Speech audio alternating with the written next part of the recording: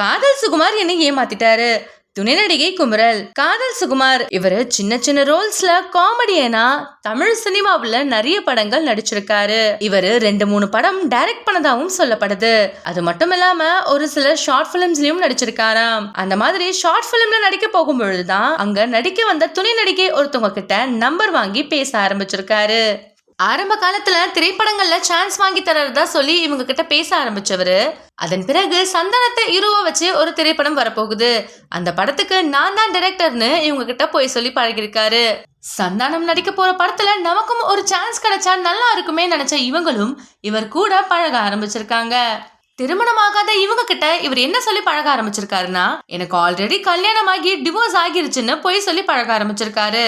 அதன் பிறகு இந்த துணை நடிகையை யாருக்கும் தெரியாம மெட்டி மட்டும் மாத்தி தர்காவில போய் திருமணம் செஞ்சுக்கிட்டதா சொல்லப்படுது. கடந்த சில மாதங்களுக்கு முன்னாடி இவருடைய முதல் மனைவி கிட்ட இருந்து இவருக்கு கால்ஸ் அண்ட் மெசேஜ் வரதை இவங்க பார்த்து கேட்டிருக்காங்க. அப்போதெல்லாம் போய் சொல்லி சமாளிச்ச சுகுமார் அதன் பின்னாடி இவங்க கான்டாக்ட்லயே இல்லாம போயிருக்காரு. மனைவிக்கு தெரிஞ்சோ இல்ல தெரியாமலையோ இந்த துணை நடிகை கூட சுகுமார் 5 வருட காலம் வாழ்ந்திருக்கிறதா சொல்லப்படுது. அவங்க கூட வாழ்ந்த இந்த 5 வருஷத்துல 7 லட்சம் ரூபாய் பணம் வரைக்கும் அவர் இவங்களை ஏமாத்திருக்காரு.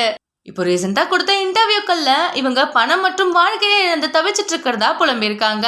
இந்த வீடியோ உங்களுக்கு பிடிச்சிருந்தா லைக் அண்ட் ஷேர் பண்ணிட்டு நம்மளுடைய GLV ஸ்பாட்லைட் சேனலை சப்ஸ்கிரைப் பண்ணிக்கோங்க.